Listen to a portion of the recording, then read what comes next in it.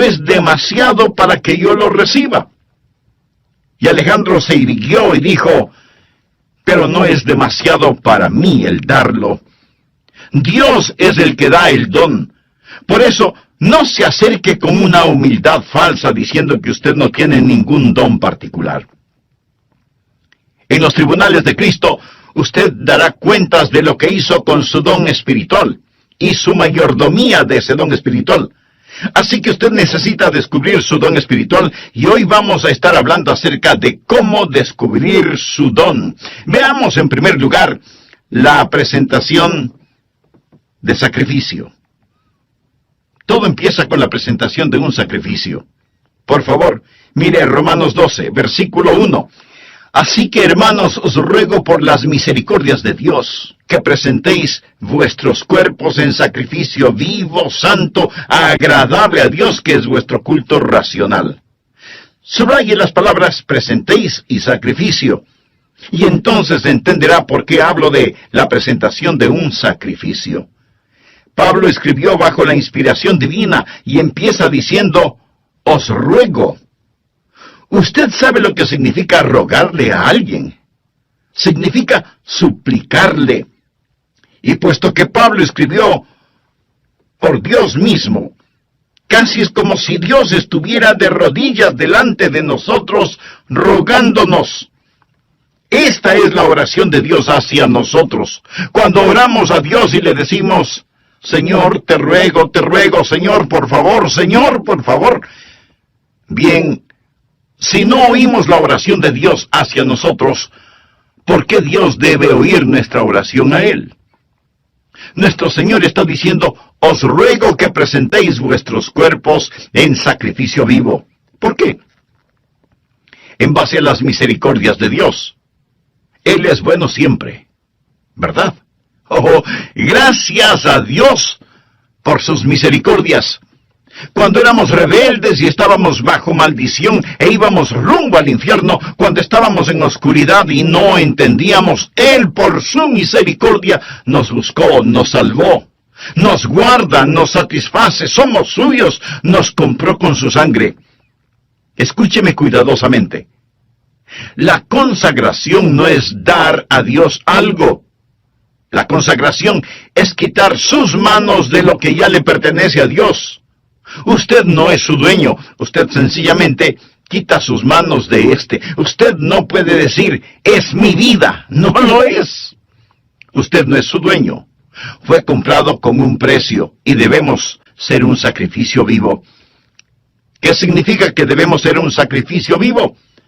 Permítame decirle lo que significa. En primer lugar, va a ser diferente a cualquier sacrificio animal del Antiguo Testamento, porque ningún sacrificio animal fue voluntario.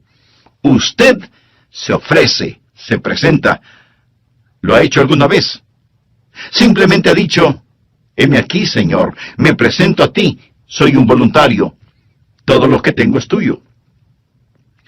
Wilbur Chapman fue un gran evangelista, y él le preguntó al general Wood, el fundador del Ejército de Salvación, General, ¿cuál es el secreto de su vida? ¿Por qué Dios lo ha usado tanto?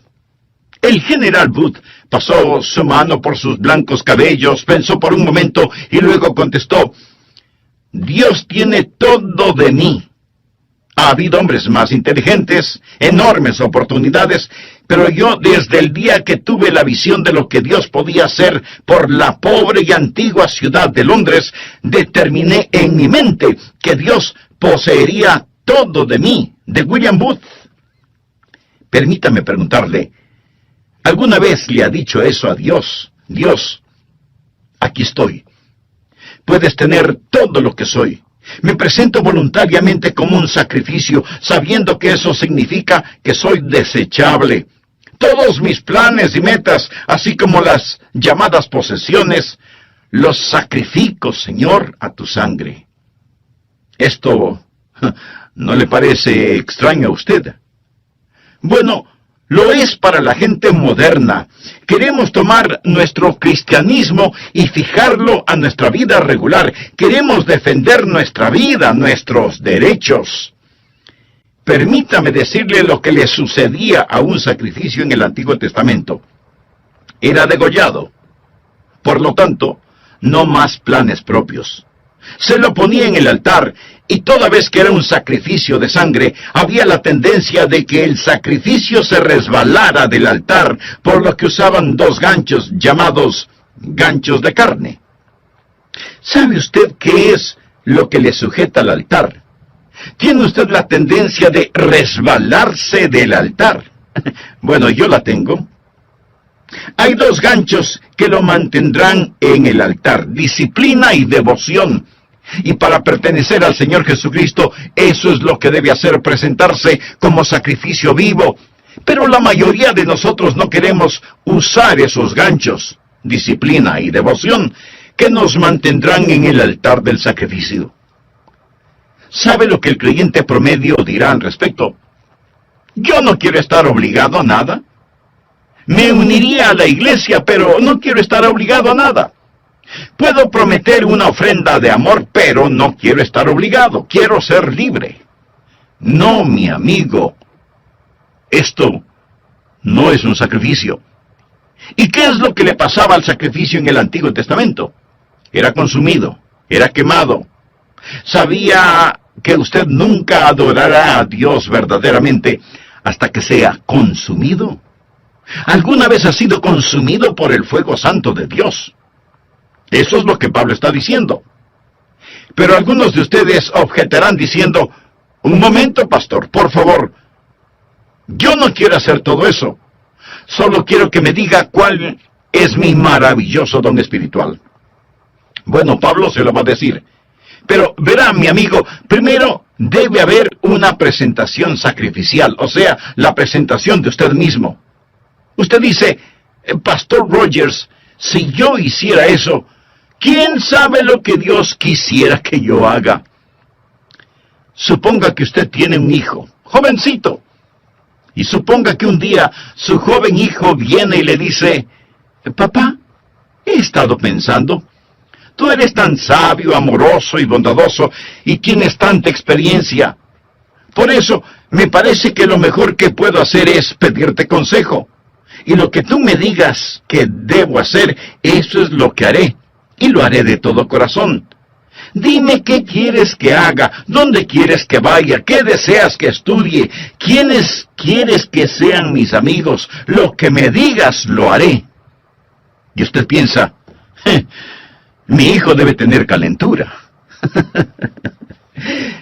Pero suponga que en verdad quiere hacer lo que usted le pide. Así que usted va donde su esposa y le dice: parece que a nuestro hijo lo tenemos en las manos. Él se va a arrepentir de haberme dicho que hará cualquier cosa que yo le pida. ¿Procedería usted así?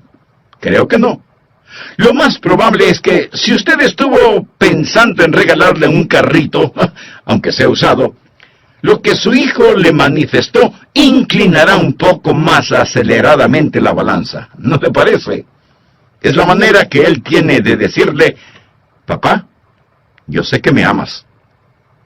Usted se presenta a sí mismo como sacrificio vivo y comprobará cuál sea la buena voluntad de Dios, agradable y perfecta.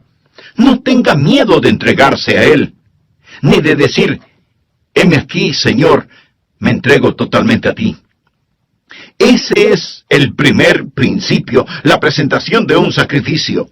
El segundo principio es: habrá una transformación espiritual. Después de la presentación viene la transformación. Mire por favor el versículo 2.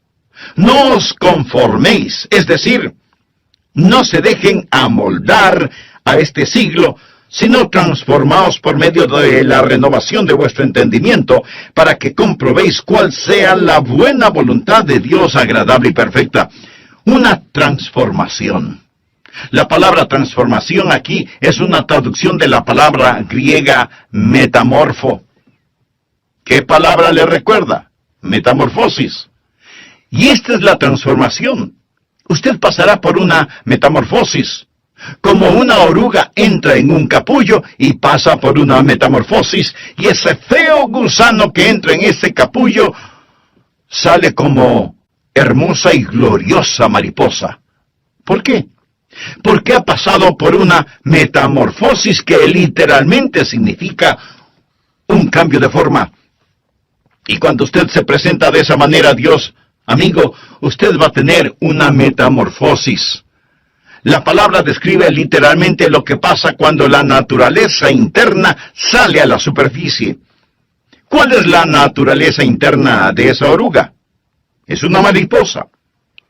¿Sabía que esta es la palabra que se usó cuando Jesús fue transformado en el monte de la transfiguración? ¿Recuerda la historia? Él subió a esa montaña con Pedro, Santiago y Juan, y allí la Biblia dice que él fue transformado, transfigurado. Es exactamente la misma palabra que se usa aquí.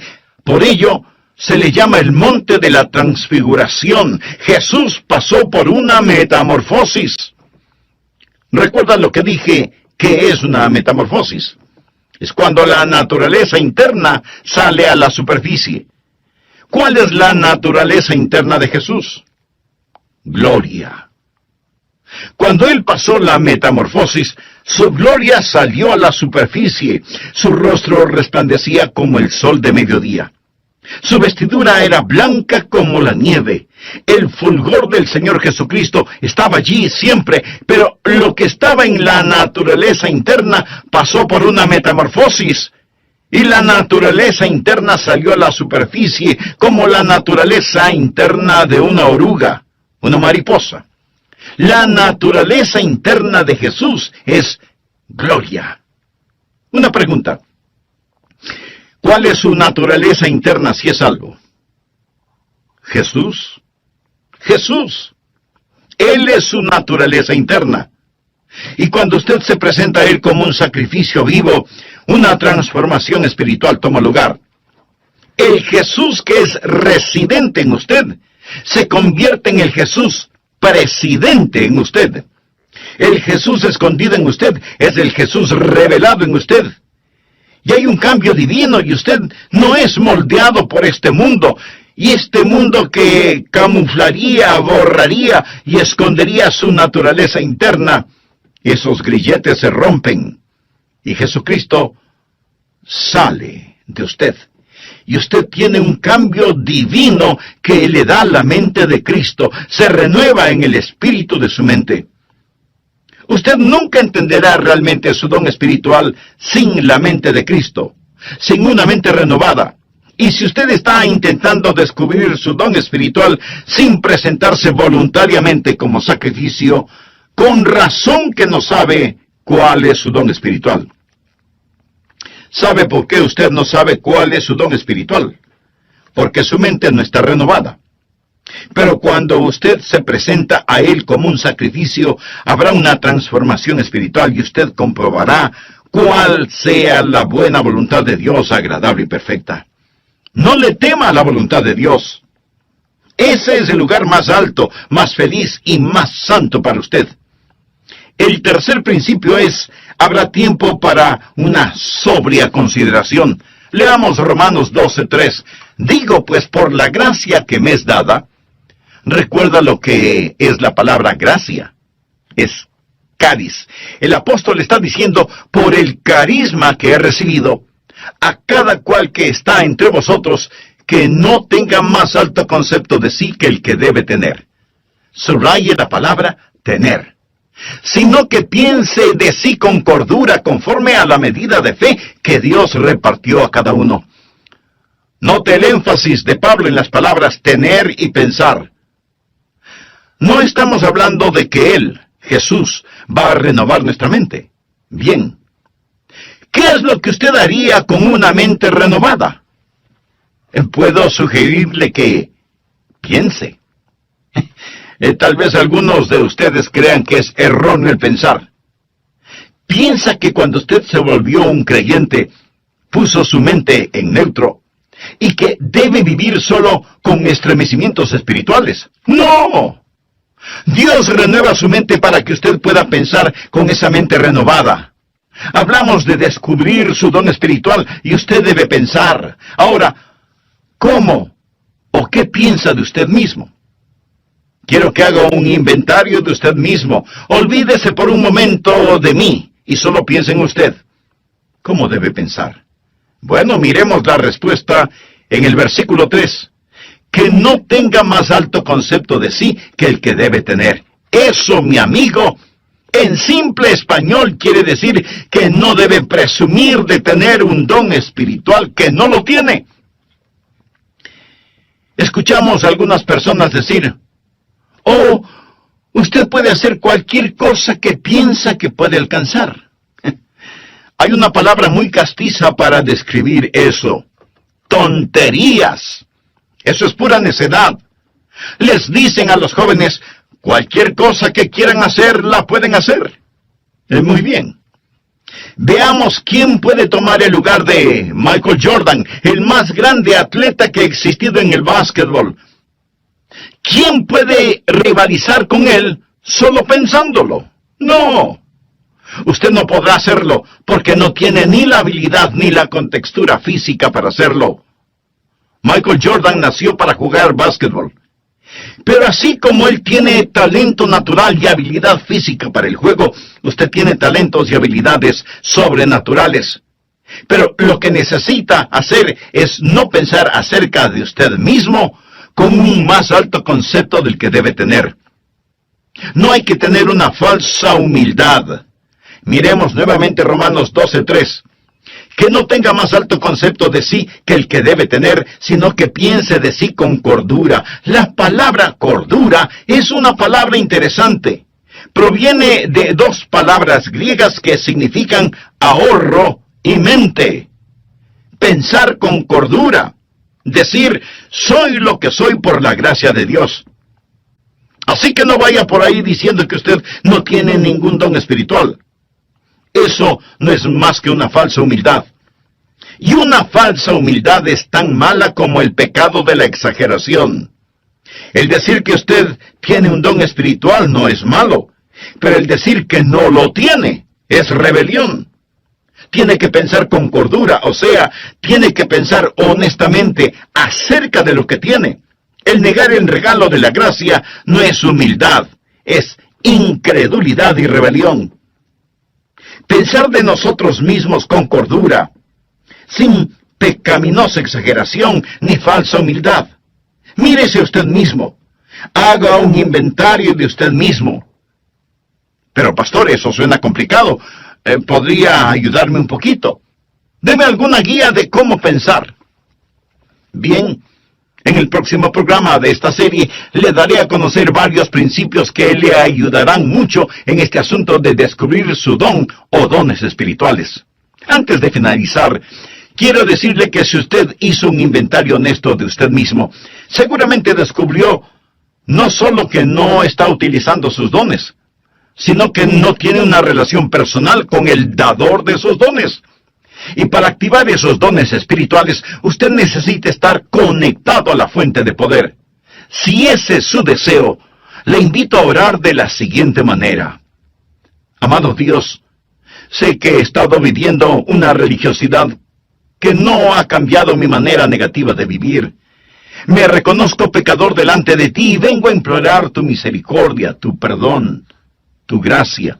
Señor Jesús, gracias por pagar la deuda de mi pecado con tu propia vida en la cruz del Calvario. Gracias por amarme de tal manera. Este mismo momento por fe te recibo en mi corazón como mi Salvador y Señor. Ten la bondad de hacerme un instrumento útil en tus manos y utiliza mi vida y los dones que me has dado para honra y gloria de tu nombre. Lo pido en tu nombre. Amén.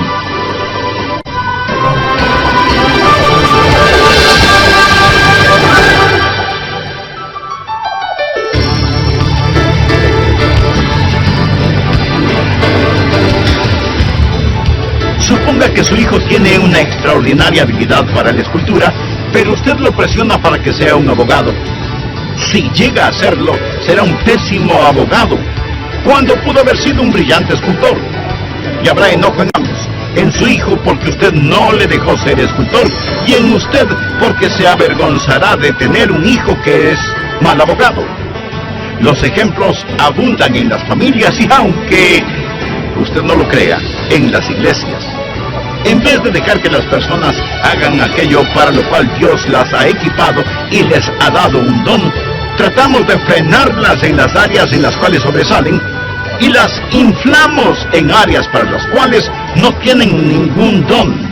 Dios le ha dado a usted un don particular y hoy terminaremos de estudiar cómo descubrir su don espiritual. Bienvenidos a El Amor que Vale, con el pastor, maestro y actor, Dr. Adrian Rogers, supliendo las necesidades de la gente con la verdad de la palabra de Dios, trayendo personas a Cristo, transformando vidas alrededor del mundo y ayudándole a usted a descubrir el poder del amor más grande, el amor que vale. A continuación, un edificante mensaje del Dr. Adrian Rogers en la voz del pastor Lenín de Llanón. Un muy atento saludo para todos ustedes, apreciados amigos de nuestro programa El Amor que Vale. Quiero compartir con usted varios principios que le ayudarán a descubrir su don espiritual. Primero, el principio de la iluminación. Verá, el Santo Espíritu de Dios que está en usted iluminará su mente. Esta es la parte mística de este asunto. Quiero decir, no hay una fórmula matemática. El Espíritu Santo de Dios empezará a hablar a su corazón. Así lo hizo cuando me llamó para que predicara su palabra. Ese es el ministerio de iluminación. Segundo, el principio del gozo. Cuando usted siente que el Espíritu de Dios lo mueve a que haga algo, eso es iluminación, y usted lo hace, va a sentir gozo. De paso le diré que sea que lo note o no en mi voz, yo siento gozo en hacer lo que estoy haciendo en este momento, predicar la palabra de Dios. Siento mucho gozo predicando, y usted tiene que preguntarse a usted mismo, ¿qué es lo que en realidad me gozo en hacerlo? ¿Ha escuchado el relato de la escuela para animales? El caso es que los animales tenían una escuela en donde se les enseñaba a correr, a trepar, a volar y a nadar. Y cuando el pato ingresó en esa escuela, era formidable nadando. Volando no era tan bueno, y era muy malo para trepar y correr. Así que como era muy bueno nadando, no le dieron clases de natación. Y más bien lo pusieron en la pista atlética para que corriera y corriera y corriera. Después de un tiempo, se volvió pésimo nadando y su correr no mejoró. El águila también entró a la escuela y era fantástico verle ascendiendo y alcanzando la copa de los árboles. Pero dijeron que no lo estaba haciendo en la forma correcta. Así que le llamaron la atención por eso y le ordenaron que recibiera lecciones de natación. Al águila no le gustó recibir esas lecciones y se volvió rebelde, por lo que le expulsaron de la escuela. Luego vino a la escuela el conejo, quien era increíble corriendo. De hecho, le encantaba correr, pero no era tan bueno en el resto de cosas. Era malo nadando y no le gustaban las clases de natación. Tampoco le gustaba el trepar a los árboles, y después de unos días, el pobre conejo tuvo un ataque de nervios. Luego vino la tortuga. Uno debe sentir pena por la tortuga. No podía correr, no podía nadar, no podía volar, no podía trepar, y los animales dijeron, ¿qué de bueno puede hacer la tortuga? Así que le quitaron su caparazón para que fuera un poco más rápida caminando, hasta cuando un caballo la pisó. Y ese fue el final de la pobre tortuga. A fin de cuentas, la escuela para animales fue un completo fracaso. Usted dirá, pero eso es ridículo. Mi amigo, eso es exactamente lo que estamos tratando de hacer en las iglesias en nuestros días. En vez de dejar que las personas hagan aquello para lo cual Dios les ha equipado y les ha otorgado un don, tratamos de frenarlas en las áreas en las cuales son fuertes y de inflarlas en algunas áreas para las cuales no tienen ningún don. Dios le ha dado a usted un don particular y va a descubrir que recibirá iluminación sobre su don espiritual y experimentará gozo al utilizar su don. Tercero, el principio del ánimo. usted encontrará a otras personas animándole en su don espiritual. ¿Por qué? Porque ellos son bendecidos por su don. Fue maravilloso para mí cuando era un jovencito en la iglesia y yo rendí mi vida para hacer lo que el Señor Jesús quisiera que yo haga. Escribí en un pedazo de papel: aquí estoy, Señor, para lo que tú quieras que yo haga. Y ellos me pidieron que fuera el pastor para la semana juvenil. ¿Se puede imaginar eso? Yo no era un buen estudiante. Inteligente, pero no era un buen estudiante. Ni siquiera recuerdo si llevaba libros a la casa para estudiar. Y si algo no lo entendía durante las clases, pues fingía haberlo entendido. Y así pasaba con calificaciones promedio. La última cosa que se me hubiera ocurrido pensar era que me pidieran predicar durante la semana juvenil, y ahí estaba yo, petrificado. Pero prediqué. Y la gente después vino a decirme: me bendijo lo que dijiste. Estuvo bueno. Debes predicar otra vez. Al principio pensé que me lo decían por pura cortesía. Seguramente no dije nada bueno, pero continuaron felicitándome, y eso me gustó. Si un predicador le dice: no me gusta que me digan que prediqué bien, mi amigo, esa es una mentira. Quiero decir, cuando a usted le animan, eso ayuda. Entonces hay iluminación, hay gozo y hay ánimo. Cuarto, el principio de la participación compartida. Romanos 12, versos 4 y 5. Porque de la manera que en un cuerpo tenemos muchos miembros, pero no todos los miembros tienen la misma función. Eso es, no todos hacen el mismo trabajo. Así nosotros, siendo muchos, somos un cuerpo en Cristo, y todos miembros los unos de los otros. Ahora necesitamos aprender que cuando nos presentamos nosotros mismos a Jesús, también nos presentamos el uno al otro. Debe haber una participación compartida. Cuando usted pertenece a Cristo, también me pertenece a mí. Y cuando yo pertenezco a Jesús, también le pertenezco a usted. Recuerde que la iglesia es su cuerpo, no es una organización con Jesucristo como presidente. Es un cuerpo con Jesucristo como la cabeza, y todos nosotros somos miembros de ese cuerpo. Y es la arrogancia, la presunción y el orgullo lo que nos divide. Es el Espíritu Santo de Dios el que nos une. Así, cuando descubrimos nuestro don, debe haber una participación compartida. Ahora, los dones de todos no son tan obvios. Quiero decir, usted está escuchando por medio de mi voz lo que tengo en mi mente, no lo que tengo en mi hígado. ¿No es cierto? Usted no está pensando: el hígado del pastor está funcionando bien este momento. No. Pero déjeme decirle que si mi hígado no estuviera funcionando bien, yo no estaría predicando en este programa. Verá, en cada iglesia presentamos a Él, y Él renueva nuestra mente, y entonces nos encontramos a nosotros mismos operando en el cuerpo. Ahora Él dice: de manera que teniendo diferentes dones según la gracia que nos es dada, o sea, según el carisma que nos es dado, si el de profecía, úsese conforme a la medida de la fe, o si de servicio, en servir, o el que enseña, en la enseñanza, el que exhorta, en la exhortación, el que reparte con liberalidad, el que preside con solicitud, el que hace misericordia con alegría. Aquí él menciona 7 dones y dice: pónganse las pilas, estén activos. ¿Usted quiere saber cuál es su don? Bien, simplemente escoja uno que piensa puede ser su don y póngase a trabajar. Es difícil dirigir a un buque que no se mueve. No se siente simplemente allí. Usted va a descubrir su don cuando esté ocupado. Él dice: profecía, úsese conforme a la medida de la fe. Es decir, usted puede tener no mucha fe, pero la tiene conforme a la medida de fe que Dios repartió a cada uno. Tome lo que tiene y póngalo a trabajar. Leamos una vez más rápidamente estos 7 dones.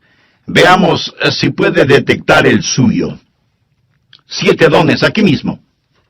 Primera de Corintios capítulo 12 menciona más dones, pero aquí en Romanos 12, primeramente habla acerca de la profecía en el versículo 6. ¿Lo ve usted? Mírelo bien. ¿Qué es profecía? El don de profecía es declarar la verdad. Si usted tiene el don de profecía, se encontrará, por ejemplo, sirviendo en el ministerio de las prisiones, trabajo misionero. Se verá quizás enseñando una clase, pero usted se va a encontrar enseñando. Usted va a tener un deseo de poner persuasión y será persuasivo, y usted moverá a las personas a la acción. Y luego menciona en el versículo 7, servicio.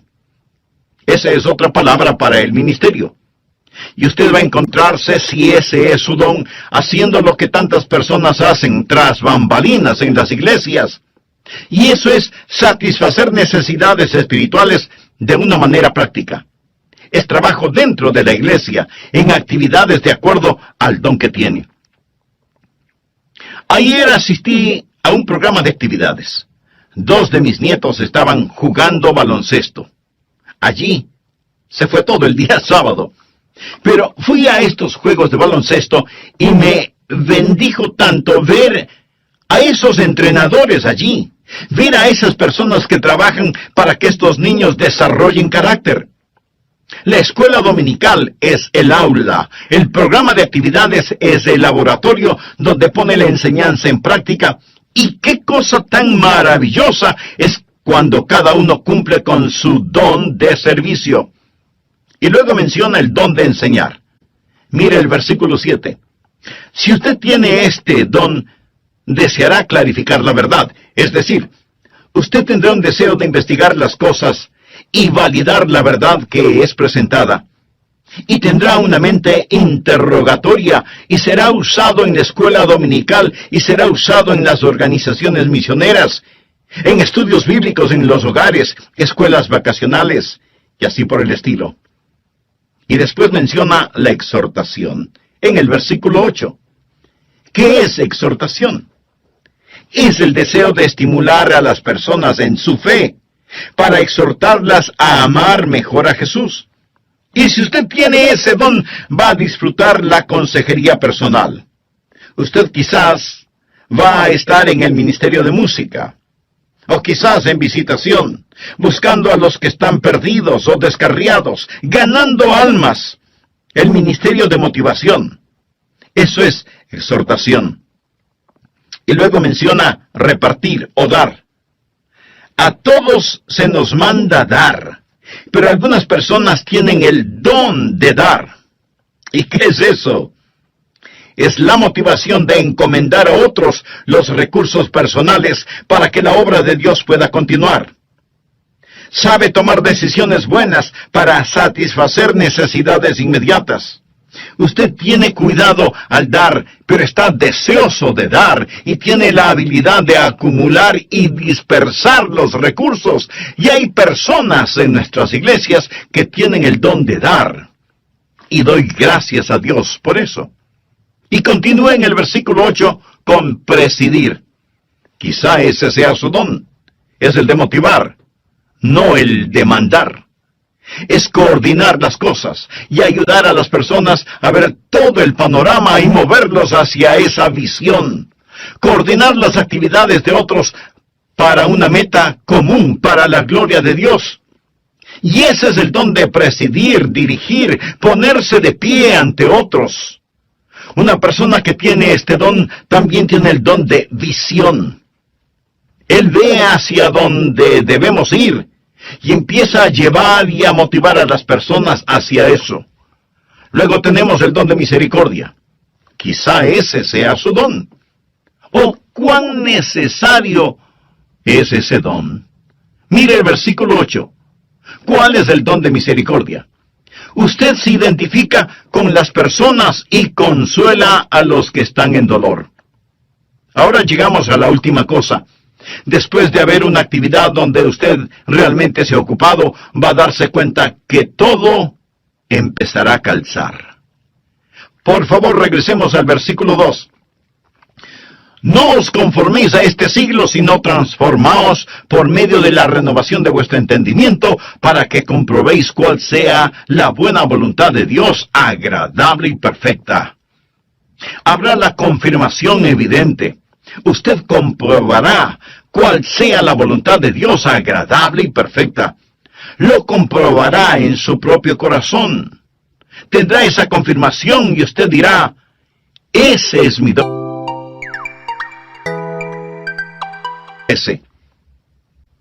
¿Qué pasaría, amigo, si los creyentes en las iglesias cristianas, es decir, todos nosotros, dejáramos de ser calentadores de bancas? Porque muchos lo son, calentadores de bancas. ¿Qué pasaría si usted se presenta como sacrificio vivo y tuviera una transformación espiritual? Y luego hace una consideración solemne. Señor, ¿qué quieres que yo haga? ¿Sabe cuál es el problema con muchos de nosotros? Los ganchos de carne. No queremos estar atados.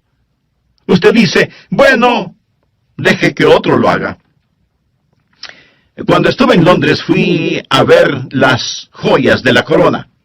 Le dije al guardia, deseo ver el diamante de Curano, porque había leído de este. Así que vi el diamante de Curano.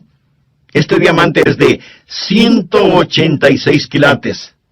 Señoras, esa sí que es una piedra preciosa. Y en ese tiempo ellos dijeron que costaba la mitad de todos los gastos diarios del mundo. Esto fue antes de que fuese cortado y se lo diera forma. Está en las joyas de la corona. Le fue dado a la reina Victoria por un príncipe de Punjab, un jovencito que lo tenía en su posesión. Él se lo dio a la reina de Inglaterra. Después, este príncipe de Punjab se convirtió en un hombre. Él fue a la torre donde guardan las joyas y dijo, quiero ver el diamante. En ese entonces él era ya un hombre. Lo había regalado cuando era un niño.